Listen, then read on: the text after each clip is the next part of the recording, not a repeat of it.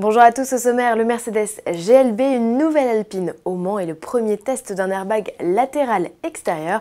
Pour finir, Bentley et Honda à la chasse au record à Pikes Peak et au Lausitzring.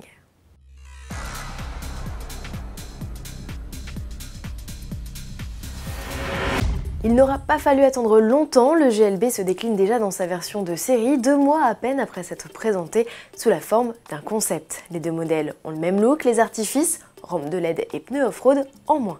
3 cm plus court que le GLC, le nouveau venu a l'avantage de proposer 5 ou 7 places, une première sur le segment des SUV compacts Mercedes et chez ses rivaux premium, les Audi Q5 et BMW X3. Des assises optionnelles qu'on réservera plutôt aux enfants, même si Mercedes assure qu'une personne d'1,68 m y loge facilement. À vérifier bien sûr.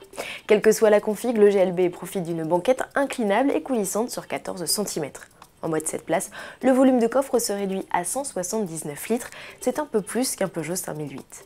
La planche de bord est calquée sur les récentes productions de la marque, on retrouve les 2 écrans numériques. Sous le capot, 2 essences et 2 diesels sont proposés pour des puissances de 150 à 224 chevaux.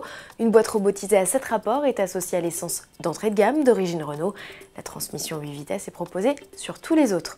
En revanche, les 4 roues motrices restent une option, arrivée du GLB prévue en fin d'année.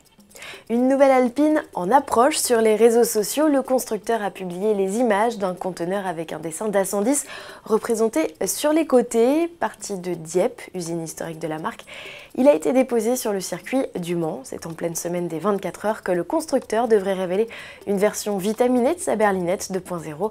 Certains l'appellent déjà A110S. La puissance de son 4 cylindres 1,8 litre turbo qu'elle partage avec la Mégane RS pourrait passer de 252 à 300 chevaux comme sur la récente RS Trophy, à confirmer bien sûr. Pour assurer notre sécurité, les constructeurs et équipementiers ne manquent pas d'idées. Dans la famille des airbags, on pensait avoir tout vu, même le dispositif pour amortir l'impact avec un piéton. C'était sans compter sur l'allemand ZF qui vient de développer et tester le premier airbag latéral extérieur. Le coussin logé dans le bas de caisse se déploie en 150 millisecondes, le temps de clignement d'une paupière, en cas de collision imminente. Celle-ci est détectée par le biais de caméras, radars laser et un système d'intelligence artificielle.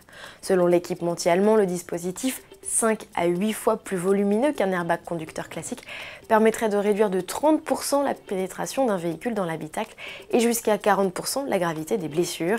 Alors à quand dans nos autos, pourquoi pas dans les 2 ou 3 ans à suivre. En bref, Bentley se prépare pour Pikes Peak. Le 30 juin, le constructeur britannique se réalignera au départ de la célèbre course vers les nuages, non pas avec un Bentayga, avec qui il a d'ailleurs décroché en 2018 le titre de SUV le plus rapide, mais avec une Continental GT. Objectif cette fois, le record des voitures de série. Il est détenu depuis 2015 par une 911 Turbo S, avec un chrono de 10 minutes 26 secondes et 896 millièmes. Pour y parvenir, l'anglaise pourra compter sur son W12 6 litres biturbo de 635 chevaux, sa transmission intégrale et ses quelques kilos en moins. Et puisque l'on parle de record, Honda vient d'inscrire une nouvelle fois son nom au Guinness Book grâce à son tracteur tondeuse.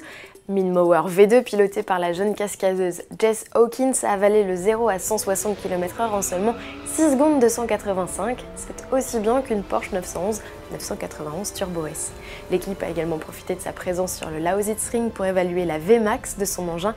Bilan, il s'est offert une pointe à 243 km/h grâce à son 4 cylindres de 200 chevaux tiré d'une moto CBR 1000 RR Fireblade. À demain.